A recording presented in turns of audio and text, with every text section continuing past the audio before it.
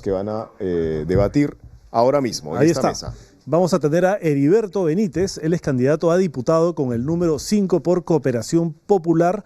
Él es abogado por la Universidad San Martín de Porres, con maestría en Derecho Constitucional, asesor jurisdiccional del Tribunal Constitucional y asesor legal en el Congreso de la República, en la Universidad Señor de Zipán, entre otros. 2 veces congresista en los periodos 2001 al 2006 y 2011 al 2016. Y por otro lado tenemos al señor Raúl Canelo. Vamos a ver su ficha, por favor. Ahí está, candidato al Senado con el número 3 por Libertad Popular. Él es abogado decano del Colegio de Abogados de Lima y presidente de la JUDECAP, referente jurídico y académico de la Universidad de Lima y la Universidad de San Marcos, defensor del Estado de Derecho, impulsor de la derogatoria de las leyes pro crimen desde el proyecto de ley número 12158-2025-CAL. Él integró la Comisión Reformadora del Código Procesal Civil y del Código de los Niños y Adolescentes. Propone reforma integral del sistema de justicia, lucha frontal contra la corrupción y recuperación del Senado como contrapeso real. Bueno, estamos con ambos. Buenas noches, ¿cómo están? Bienvenidos, gracias por estar aquí en Epicentro Electoral Réplica y por participar en este debate que estoy seguro va a ser muy interesante. Gracias, David. Gracias, David. No, gracias a ustedes. Lo primero que les quiero preguntar es su opinión sobre lo que ha sucedido con el gabinete, ¿no? Nos decía Enrique Castillo que esto al único que beneficia es al Congreso de la República, porque mañana en el voto de confianza se iba a saber cómo se había negociado y cómo se había pactado y quiénes le daban y quiénes no le daban la confianza al gabinete, y con esto que ha hecho el presidente de cambiar a la Premier y a todo el gabinete, básicamente el día de hoy, alarga la posibilidad del voto de confianza hasta dentro de un mes más, pasadas las elecciones. Y que esto claramente a quien beneficia es al Congreso, porque él finalmente es quien ejecuta lo que dice el Congreso, de acuerdo a lo que estamos viendo. ¿Quién quiere empezar? Bueno, yo si gusta. Sí. Yo creo que hay algo adicional. El que se ha salvado es César Acuña. Ajá. Yo creo que es él, porque lo estaban golpeando en las últimas semanas con temas relacionados a su hijo, a su nuera, con casos que no resolvía en Trujillo con la inseguridad ciudadana. Acuña lo vinculaban a los streamers, la cantidad de dinero que gasta, los regalos y dádivas que estaba dando, los alimentos, tenía una serie de problemas. Y si la ministra caía, la presidenta del Consejo de Ministros, era evidente que el golpe lo recibía Acuña. Ajá. Entonces yo creo que más allá de que el Congreso se haya podido salvar, es particularmente Acuña. Creo que es Acuña. Y evidentemente, como Acuña puso los votos para que elijan a Balcázar, una manera de devolverle el pago, decirle, mira, te salvo tu ministra para que no te golpeen, porque si es así se van a ir encima tuyo. Y Acuña sigue hundiéndose. Ya está casi ahogado, sí, pero yo creo que esa es mi lectura singular del tema, ¿no? Usted, señor Canelo. Bueno, yo creo que se benefician todos estos amigos que están en el pacto mafioso y que efectivamente Acuña es uno de los principales, pero no es el único. Se están beneficiando todos. Miren, estamos en una situación extraña. Ninguno de nosotros eligió de presidente a Balcázar, tampoco a Dina. Ni a Gerí. Ni a Gerí. Quien elige a los presidentes es el Congreso. Estamos en una situación autoritaria absoluta, donde los presidentes son simplemente títeres. Este señor Balcázar es un títere, y un títere además genuflexo total. Y este cambio de gabinete absurdo es increíble. Claro, podríamos especular y decir es que por el tema del gas, que se equivocaron con el tema de los colegios, pero se han equivocado, que hay miles de cosas. El crimen organizado sigue avanzando, siguen matando gente. Y este gobierno no hace nada. Este presidente está ahí de un verdadero, no sé, la palabra monigote, muñeco o algo así. Pero él dice que cada vez es más inteligente, ¿no? Bueno, inteligente, ¿para qué? O sea, no se nota su inteligencia, debe saberlo él, porque los demás no lo sabemos. Ahora, ¿ustedes consideran que esta situación en la que estamos, esta crisis en la que el Congreso derriba presidentes cada vez que le da la gana y los amenaza con derribarlos si no hacen lo que el Congreso quiere, tiene su génesis en las propias modificaciones de las reglas que ha hecho el Congreso de la República, modificando el equilibrio y la separación de poderes entre Ejecutivo y Legislativo? Bueno, es evidente que los cambios que se han producido le ha permitido al Congreso tomar un mayor poder y hacer aparecer como que fuera un régimen parlamentarista, ¿no? Porque ellos son prácticamente los que hacen y deshacen. Ellos ponen y sacan. Pusieron a Dina Boluarte que había sido una traidora porque se pasó a los brazos del enemigo. Pusieron a Gerí, que era un parroquiano que no sabía qué hacer. Después pusieron a Balcázar, que como bien ha dicho Raúl, es un genuflex, un hombre que está ahí por cumplir los días, ha sido juez supremo, cuestionado, y ahora le paga favores a Acuña. Entonces, ¿quién manipula todo eso? O sea, ¿dónde está? Y el riesgo es que todo ello vaya a surtir efecto en el Congreso, porque según las empresas encuestadoras, a las cuales yo no les creo mucho, dicen que entre los primeros para ganar estarían los mismos que están sentados ahora Fuerza en el Congreso. Popular, Renovación Popular, por ejemplo. Entonces, ¿qué quiere decir? ¿Que el pueblo no quiere cambio? O sea, el pueblo es masoquista, que quiere que se mantengan los mismos gángsters, los mismos zampones y los mismos delincuentes en su escaño. No creo, ¿no? Eso me hace pensar que la encuesta está fraguada y me trae a la memoria los 90, cuando Montesino declaró y explicaba pues, cómo pagaba y cómo Fujimori manejaba las encuestas, ¿no? O sea, me trae a la mente todo eso. Bueno, yo creo que en realidad lo que pasa es que hay un pequeño porcentaje que ha decidido votar por Keiko Fujimori y por el señor López Aliaga, Pero 10% cada uno, y eso se refleja en la encuesta del Senado, pero la gran cantidad de indecisos todavía no se sabe por quién va a votar, eso se puede mover. Señor Canelo. Bueno, estamos ante una ola universal, que está este ocaso de la democracia, como lo han escrito ya varios autores, viene desde Europa Oriental, avanza a Europa Occidental. Estados Unidos es el mejor reflejo hoy de cómo está muriendo la democracia tal como la conocíamos desde su fundación con la Constitución norteamericana, la más antigua del mundo y que ahora no sirve para nada por todo lo que está haciendo el señor Trump. Y todo eso se refleja en Latinoamérica. Estamos viviendo momentos de supuestas democracias en el papel, pero son dictaduras. Ahora, lo curioso en el caso peruano, a diferencia, por ejemplo, de dictaduras tipo Chávez o dictaduras al mejor estilo de Pinochet o cosas por el estilo, esto es una dictadura que viene de un pacto mafioso. O sea, eso sí es inédito en el Perú, donde el Congreso se pone de acuerdo, las diversas fuerzas, llamémosle derecha, izquierda, extrema derecha, y se juntan para justamente manejar el país, repartirse ministerios, repartirse instituciones, penetrar al sistema de justicia y actuar con impunidad. Entonces, eso es un ocaso de la democracia y lo han escrito varios, no quiero mencionarlos porque los he mencionado repetidamente, basta mencionar los premios Nobel de la Paz del año 2024. Lo han analizado,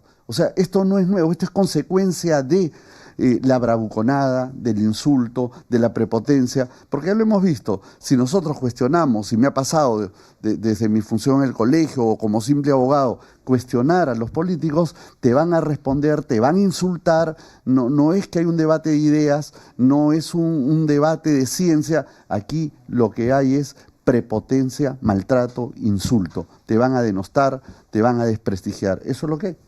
No, y además te van a denunciar, te van a inhabilitar, te van a abrir procesos, te van a tener persiguiendo durante un buen tiempo. Claro, dependerá del Ministerio Público, pero ellos han visto cómo han actuado con altos funcionarios, ¿no? Y agrego, te van a denunciar y ellos son jueces y parte, porque están manejando Defensoría, Junta Nacional de Justicia, parte del Tribunal Constitucional, algunos hablan de la Contraloría incluso, y la única isla, que digo, del Ministerio Público, que se ha dedicado a archivar, el señor es un archivador, no es fiscal, es archivador, y al Poder Judicial que también lo han atacado. La única isla que se ha podido mantener, y hoy con la votación que obtuvo la doctora Adela Espinosa, que fue aplastante, es el Colegio de Abogados, que fue la única trinchera que ha resistido a esta dictadura. Y permítanme un segundo, fuimos a la Corte Interamericana, estuvimos en la Comisión Interamericana, denunciamos los hechos que venían pasando en el Perú, tuvimos visitas de la Embajada de los Estados Unidos y de representantes de la OEA para explicar el problema peruano. Y felizmente esta trinchera se ha mantenido incólume pese al ataque y hoy tenemos un resultado positivo con la presencia de la doctora Espinosa. ¿Ustedes creen que ese resultado, como algunos quieren augurar, ¿no? Se refleje en las elecciones de abril? O sea, que quienes representan al pacto que gobierna en este momento a través del Congreso de la República o desde el Congreso sean derrotados por alguien que se enfrente más bien al pacto que controla el poder en este momento. Mira, yo espero que el pacto mafioso sea aplastado, derrotado, liquidado y pulverizado, porque la democracia peruana tiene que imponerse y los peruanos no pueden seguir sufriendo, no pueden seguir con heridas abiertas, el interior del país no puede seguir sangrando, no pueden seguir cometiendo abusos, atropellos y tantas cosas. Y ellos han permitido la impunidad y han ido en contra de que se haga justicia. O sea, han hecho lo que han querido y eso merece una sanción. Y el castigo democrático tiene que ser en las urnas. Todos los que forman parte del pacto mafioso, más sus aliados y sus satélites, deben ser derrotados el 12 de abril. Eso es lo que espero yo. A ver, el Colegio de Abogados es un laboratorio de lo que va a pasar en la vida del país, siempre lo fue. Y cuando me eligieron por más de 20.000 votos, era la primera vez que después de muchos años alguien independiente y con una posición democrática de centro logra llegar al colegio, en un colegio ya politizado, extremadamente politizado. Y hoy esto se ha seguido segmentando, polarizando, y el resultado ha sido que la doctora Delia obtuvo el 64% de los votos. Nuevamente, este laboratorio, que es el Colegio de Abogados, nos está dando luces de cómo va a ser los resultados. La gente está optando no por los extremos, sino por la gente racional, cuerda, que es lo que el Perú está necesitando. Y esperemos que así sea, porque si continuamos votando por esta gente que integra el pacto mafioso, el Perú, la verdad es que ya es poco viable. ¿Y qué les parece la forma como los miembros del pacto están cooptando o capturando instituciones y cómo impacta esto en el funcionamiento de estas instituciones? Mencionaba usted hace un momento, por ejemplo, la Defensoría del Pueblo, que se ha dedicado a defender a quienes tienen el poder en realidad. Por ejemplo, hace poco se presentó en el juicio contra Daniel Urresti para defender a Daniel Urresti y señalar que ya el delito había prescrito y que el señor tenía que ser liberado a pesar de que estaba condenado, y efectivamente fue así. ¿Qué opinan del papel del defensor del pueblo en este contexto? Yo creo que ha dejado de ser defensor del pueblo para convertirse en defensor de intereses. O sea, se ha convertido en un abogado que a los casos que a él le indican o los que él cree que le pueden dar alguna notoriedad, va y se presenta. Porque eso no es defender al pueblo. Al pueblo él tiene que defenderlo en todas las instancias, a nivel nacional, en todas las regiones. Tiene que preocuparse de los graves problemas que sufre el país, como por ejemplo incluso la seguridad ciudadana, que lo ha mencionado Raúl varias veces. ¿Qué ha hecho el defensor del pueblo por la seguridad ciudadana? Nada. Pero sin embargo, en determinados casos se presenta en los tribunales, presenta acciones, pelea hasta el último y defiende intereses. Entonces ha tergiversado, ha desnaturalizado la labor del defensor del pueblo, y eso es dañino para una democracia porque la gente pierde credibilidad.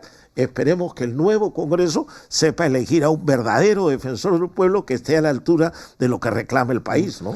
¿Y creen que debería modificarse, por ejemplo, la forma de elección de estas autoridades y que no dependa exclusivamente del Congreso, porque al final terminan siendo como deudores de quienes los eligieron, que es lo que estamos viendo? Sí, bueno, sin duda, este señor, así como otros funcionarios, se han convertido en verdaderos gatilleros de estas organizaciones. La Junta Nacional de Justicia, por ejemplo, con lo que ha hecho con la Fiscal de la Nación, simplemente es un actuar prácticamente de sicariato, ¿no? O sea, en esa calidad. El defensor del pueblo fue el primero. Este señor, ¿por qué fue el primero? Fue curioso que su elección... Fue la primera muestra del pacto fujicerronista. Exacto, ¿no? pero ¿por qué era importante el defensor del pueblo? Porque a su vez él preside el nombramiento de los que van a integrar la Junta de Justicia. El comité de selección. Exacto, entonces ahí vino el amarre para poner a determinados personajes cuestionadísimos en la Junta Nacional de Justicia. Y el resto es historia, porque luego esto va como un juego que va cayendo todas las fichas.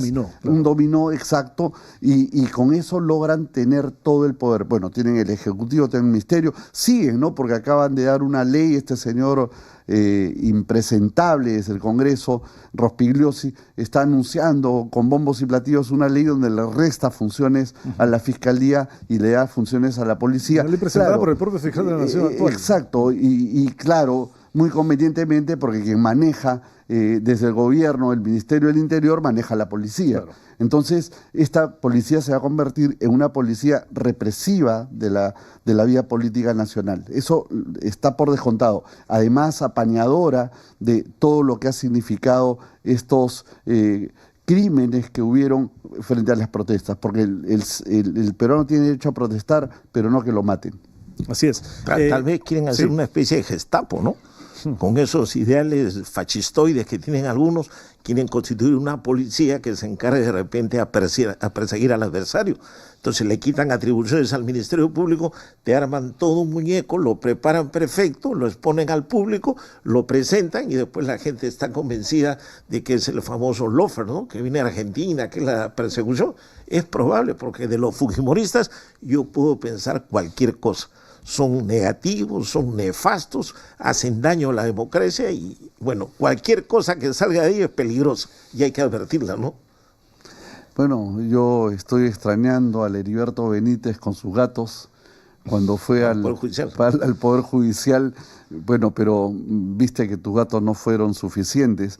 Lo que tendríamos que hacer ahora para mejorar el sistema de justicia es simplemente ver un mejor sistema de elección de jueces, no como el que planteaba la señora Echaíz, con una escuela de jueces que era un cuento, que en el fondo querían digitar todo. Lo que necesitamos es hacer un nombramiento de jueces con órganos realmente autónomos y compuestos, por ejemplo, por académicos, que ha dado buen resultado siempre. Pero claro, también académicos jubilados. Hablemos de las universidades más antiguas del Perú, porque si hablamos académicos elegidos por las universidades negocio, donde ya están politizadas y donde hay una mayoría de algunos personajes que están en política y están vinculados y utilizan los recursos de esas universidades, claro, ojo que la educación también está tomada. No hemos hablado de SUNEDU. SUNEDU está tomada, absolutamente. Hay un retroceso absoluto. Simplemente quiero dar un dato. 44 nuevas universidades se aprobaron en el Congreso. ¿De dónde? No hay dinero. Sí, ¿y saben qué? Tenemos el doble de universidades que tiene Chile. Chile, con la mitad de universidades, tiene calidad. No se trata de cantidad, se trata de calidad. Francia tiene la mitad de universidades peruanas. España tiene la mitad. Lo que importa es la calidad, no la cantidad. Aquí es que la cantidad es negocio, ¿no? Entonces, todo eso pues influye en lo que estamos viviendo en el Perú de hoy, un Perú destrozado por este pacto mafioso, que lo que interesa es el beneficio de ellos, evidentemente.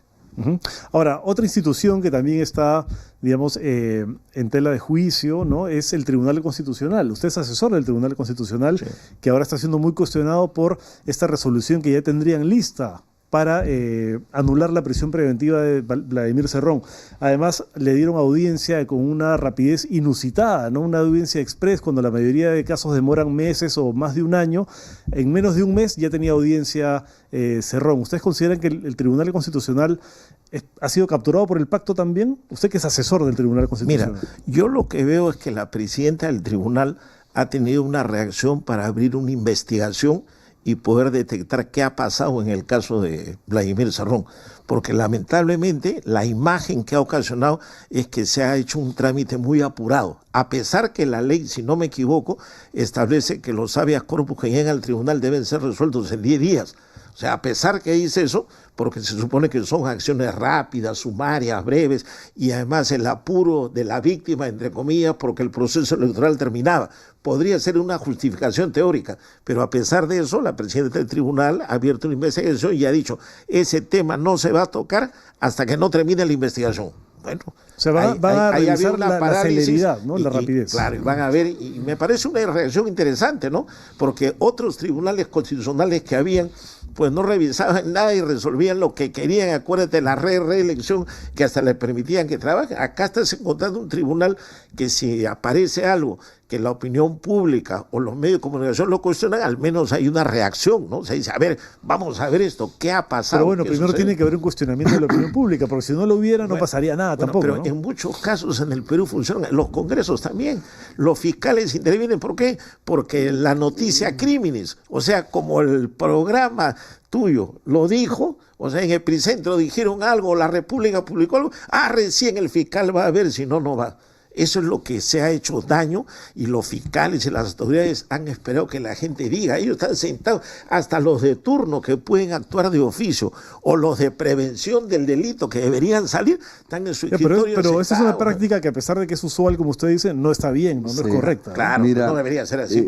Heriberto, yo me acabo de enterar que eres asesor, y espero que no sea una noticia crimis, que estés asesorando bien.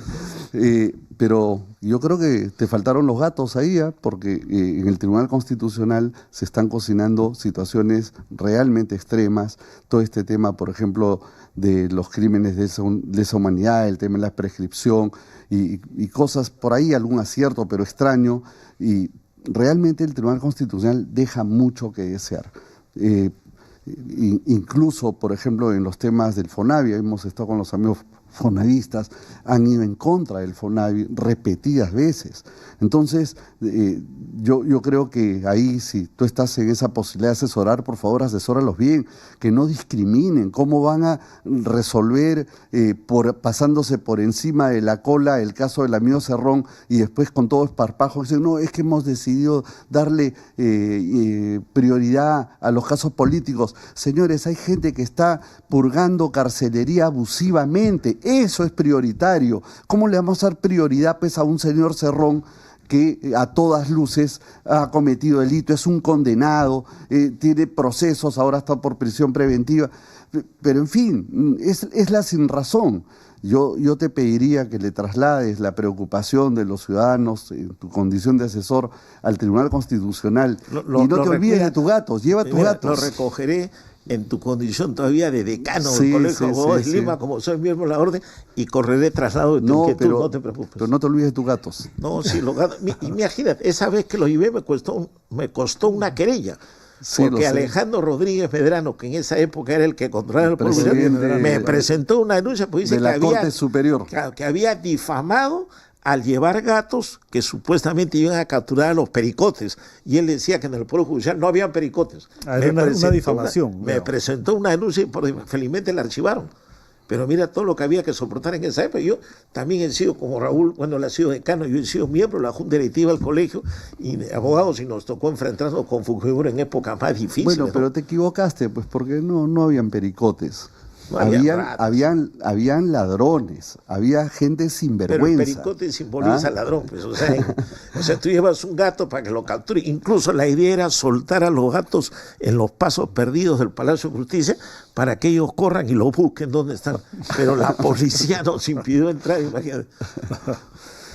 Bueno, ahora quiero ver sus propuestas, ¿no? Porque, digamos, si bien postulan a cámaras distintas, usted va a la Cámara de Diputados y usted va a la Cámara de Senadores, ¿qué plantean de llegar ahí? Primero, la Cámara de Diputados, que es la Cámara donde se proponen y discuten las normas, los proyectos de ley. Bueno, en mi caso, lo primero tiene que ser la labor de fiscalización y de control político, que es la esencia de una Cámara de Diputados. Ya lo he dicho en varias oportunidades, hay que investigar los últimos 10 años, los crímenes, el latrocinio y asesinato que se han cometido. Tiene que haber una comisión. Y en materia legislativa hay que ver, lógicamente, los temas de reforma del Poder Judicial, del Ministerio Público, de la Policía, hay que ver los temas de educación, los temas de salud. Hay que entrar a profundizar en todo eso, porque la legislación la hace el Congreso, pero hay que controlar también que el cumplimiento de la ley lo haga el Ejecutivo. Y para eso tenemos el arma de poder interpelar o censurar ministros que no cumplen, porque después las leyes quedan pintadas en la pared y nadie hace nada. ¿Y las leyes pro crimen, por ejemplo? Yo creo que más que derogarlas, deberían ser declaradas nulas, porque la derogatoria es hacia adelante y permite que hacia atrás los que se acogieron a ella continúen. O sea, ¿la nulidad opera retroactivamente? Claro, la nulidad deja sin efecto todo. Ahora, tú me podrías decir, pero en la Constitución no habla de nulidad. La Constitución dice aprobar, derogar o modificar. Yo prefiero esperar 6 meses y que se incluya declarar nulo una ley, para que se anulen aquellas que han favorecido a los criminales y se les puede reaperturar o abrir una investigación, porque de lo contrario estamos mal. Y un ejemplo que hubo fue Argentina.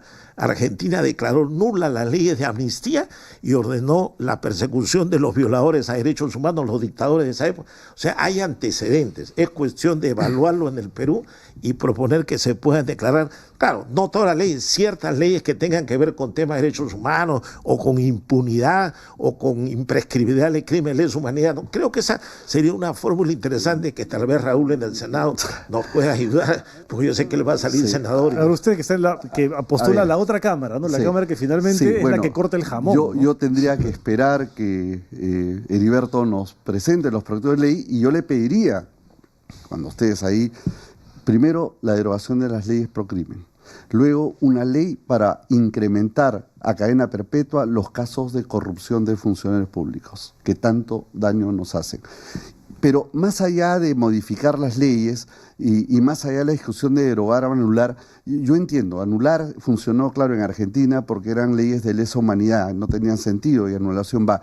Pero en el caso de las leyes pro crimen, no hay causal de anulación. Lo que tendríamos que hacer es simplemente derogarlas, dejarlas sin efecto y tal, pero lamentablemente, aunque no nos guste, Heriberto, ya se beneficiaron. Claro. Los personajes de los cuellos blancos, los personajes de los árbitros que recibieron dinero y que han presentado ya sus recursos acogiéndose a la ley de crimen organizado, ya se han beneficiado, pero también se va a beneficiar la delincuencia común, el monstruo, el otro, y todos. ¿Por qué? Porque se va a aplicar la ley más benigna. Pero hagamos la lucha. Bueno, o sea, peleemos para buscar una nulidad. Pero lo de la nulidad es, digamos, constitucionalmente no viable, salvo los temas de lesa humanidad, repito. Pero en fin, más allá de la discusión técnica, hay que derogar esas leyes pro crimen organizado, eso lo hemos venido diciendo desde siempre. Fuimos los primeros en indicar, cuando ya hubo el proyecto de ley, dijimos, oye, esas leyes están mal, están cambiando el estándar, se están beneficiando aquí. Expresamente dice, en esta ley no están contemplados la minería ilegal. ¿Cómo es posible? Que es la fuente del financiamiento de todos estos actos delincuenciales. Tenemos un presidente del Congreso, teníamos, que aprobó 12 leyes a favor del crimen organizado. Este reinfo, que es una patente de corso, porque puedo andar con dinamita por las calles, y yo no soy reinfo, pues, ¿no? Entonces, todo esto es parte del mal. Pero, y quiero con esto terminar, el problema de la administración de justicia no solamente son las leyes, son los jueces, son los magistrados, los fiscales. Esto empieza con la policía y termina en el INPE, pasando por la Fiscalía y el Poder Judicial. Pero entonces, ¿qué tenemos que hacer? Por ejemplo, algo muy sencillo, tenemos que modificar leyes procesales. Un juicio de alimentos, un juicio de desalojo. ¿Cuánto demora un juicio de desalojo? Basta la Corte Suprema, 5 años, 6 años. ¿Cuánto demora un proceso de alimentos? 2, 3, 4 años. ¿Por qué? Si es simplemente verificar, este menor de edad, está en el colegio, se sentencia, ¿por qué demorar? Hay proyectos que podemos trabajar. Entonces, las normas procesales, las normas carcelarias hay que modificarlas. Hay que permitir la intervención de la sociedad civil, del empresario, que se concesionen cárceles privadas. No hay que llevarlos, pues, alguien medio borrachito estaba diciendo que hay que llevarlos a la selva, con las culebras. No, algo estaba, como dice Rafael, chuchupeado ahí, el que estaba diciendo eso. Pero yo creo que los penales agrícolas serían buenos para que trabajen los internos. Eso, no lo de la selva, de los chuchupes, es una payasada que ha hecho un hombre, pero sí creo que debería haber. Y además yo añadiría un pie de página a lo que dijo Raúl hace un momento. La Academia de la Magistratura, que es donde se preparan, forman y capacitan los jueces y fiscales, debe estar separada en 2 escuelas. Una escuela de fiscales y una de jueces. No los podemos tener mezclados porque sus funciones no son las mismas. Y ahí hacen compadrazgos, amistad, y después cuando llegan al juicio, entre ellos mismos ayudan. Tiene que estar separado el fiscal para defender la sociedad y la legalidad y el juez para impartir justicia. Bueno, podemos tener el salón A, el salón B, el salón C como en los colegios, pero fíjate que el problema de la academia es terrible. La academia tiene por función capacitar a los jueces para que puedan postular y luego entrar en proceso de ratificación o ascenso. ¿Y sabes quién paga esa Capacitación, los propios jueces. La academia no les paga. El juez tiene que pagar su capacitación. Pero es como cuando el policía tiene que comprarse su arma o su uniforme. O sea, ese es justamente la indolencia del Estado, que ha abandonado la justicia.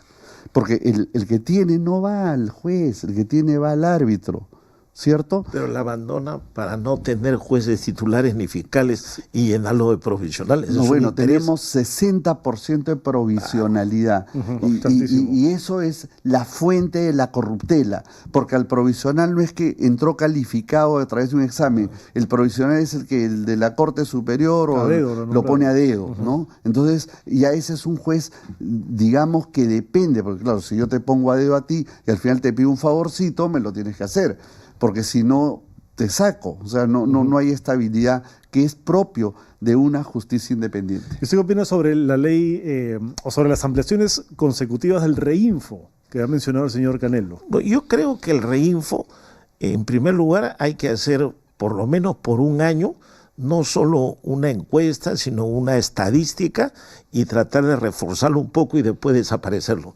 Llegar al tema de que desaparezca. Con la ley MAP. Pero cortarlo de golpe me parece que podría ocasionar una reacción violenta en este momento, porque en mucha de esa gente tienen armas, tienen dinamita, puede haber problemas. Entonces hay que ir llevándolos poco a poco, avanzar hasta donde se puede y poco a poco ir extinguiendo el llamado Reinfo y que ya todos estén pues censados, trabajando correctamente, pagando sus impuestos, que es lo que debe ser, que al final es lo que nos beneficia a todos, ¿no? Mira, David, esto empezó con el auge de la informalidad. ¿Y cuándo viene la informalidad? Cuando lamentablemente, por error, el gobierno del presidente Fujimori decidió eliminar la banca de fomento y se eliminó el Banco Minero. El Banco Minero, para darte crédito a ti, pequeño y mediano minero artesano, te tenía pues formalizado, te tenía controlado, y el gobierno y el banco, con recursos del Banco Mundial, del Fondo Monetario, del Banco Interamericano de Desarrollo, le daba al minero a través del Banco Minero.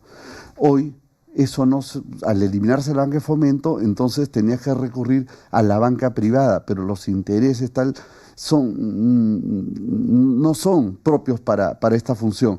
Entonces, ¿a qué recurrieron?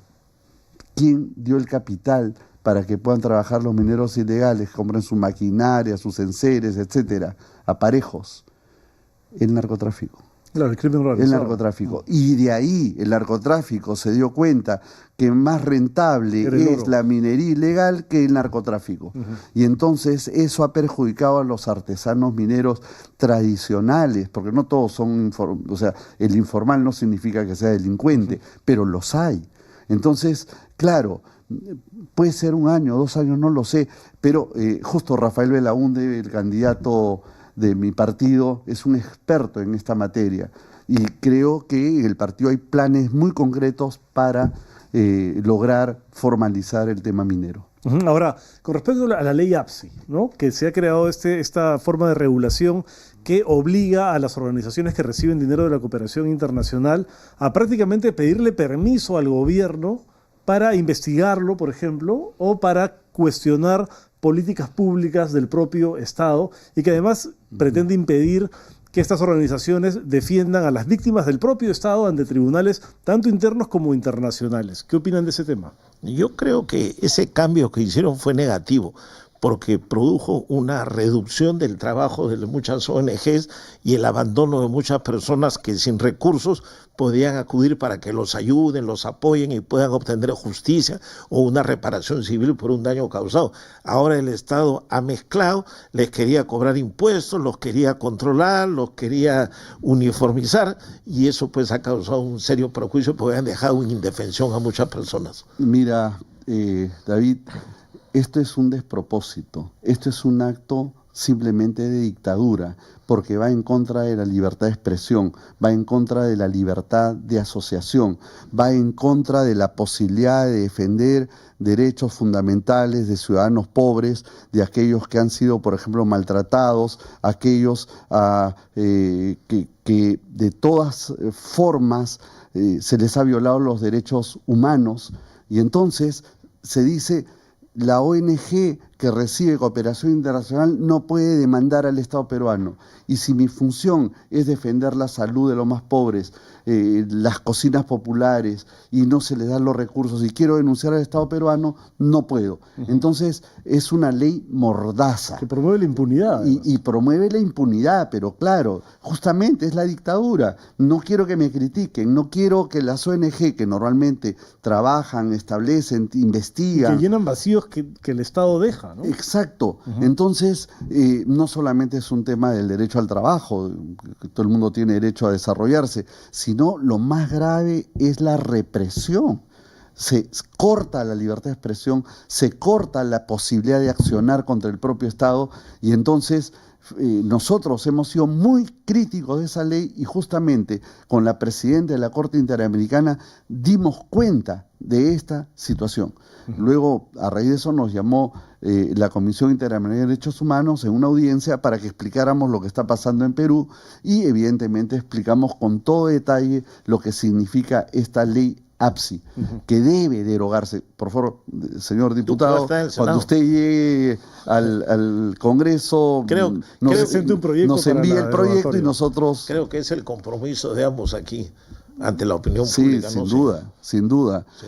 No el tema de las esterilizaciones forzadas. Por ejemplo, claro, fueron ONGs las que defendieron a las víctimas ante los tribunales. Exacto. ¿No? Entonces, eso por ya eso no... el señor Aguinaga es uno de los promotores de la ley APSI, o fue uno cuando era presidente de la Comisión de Relaciones Exteriores, ¿no? Y además fue el promotor de las esterilizaciones forzadas, ¿no? Que es un acto cruel, inhumano, castrante, abusivo, discriminatorio, racista. Eso no lo podemos permitir. Acabo de estar en Ayacucho, estuve en el Museo de las Víctimas, realmente muy duro, muy lamentable, y esto no se debe volver a repetir. Por eso yo pido a todos los votantes, piensen antes de votar, piensen en quién no deben votar, olvídense de este pacto mafioso, si no tendremos dictadura por siempre. ¿Hasta cuándo?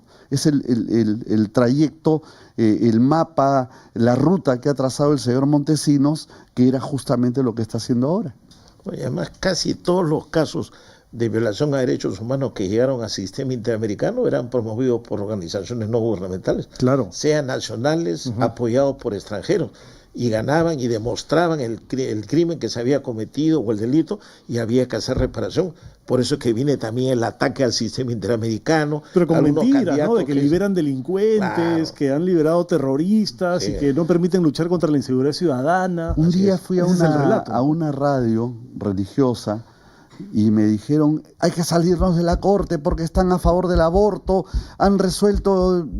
Y yo me quedé pensando, digo, pero ¿qué resolución ha dado la Corte Interamericana a favor del aborto? Y revisando, ninguna.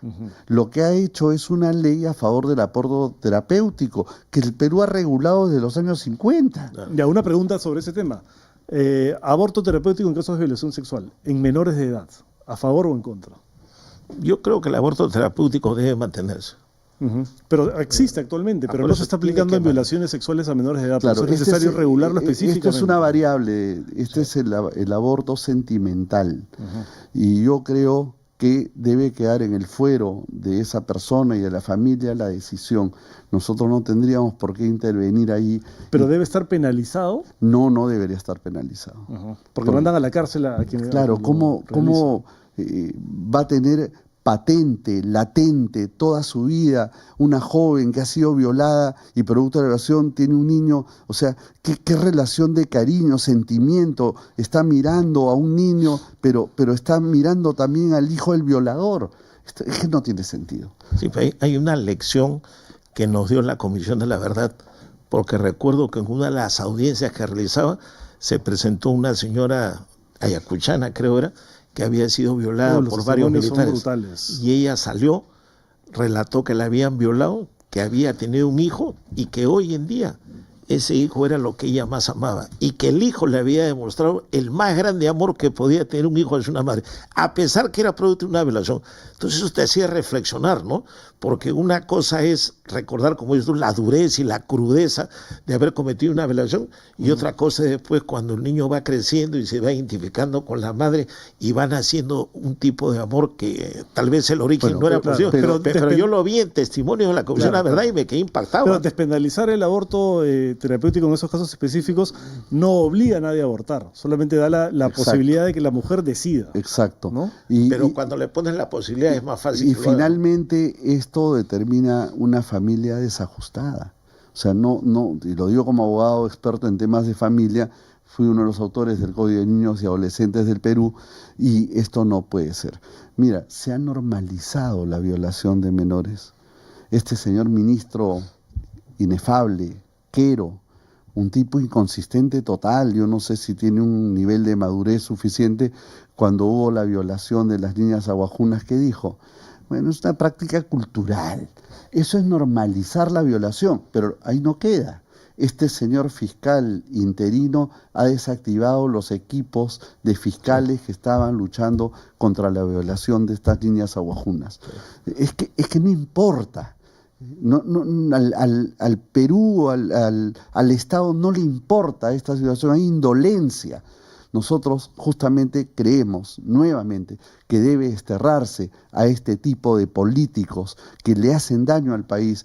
Adecentemos la política, hagamos una política humana, al servicio del ciudadano, no al servicio de los bolsillos de estos señores que cada día se enriquecen más a costa de todos los peruanos. Mira, por eso es que ahora... La última, ya estamos por eso terminando. Es que ahora...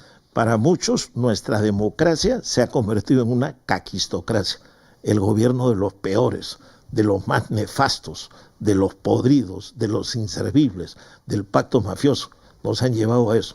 Ya prácticamente no hay democracia, hay caquistocracia. Y tenemos nosotros, desde el Congreso, que recuperar esa democracia, recuperar los valores que necesita el país para sacar adelante el Perú. Esa es nuestra principal obligación. Gracias. Bueno, muchísimas gracias a ambos. Un placer haberlos tenido en el programa de hoy. Mucho gusto.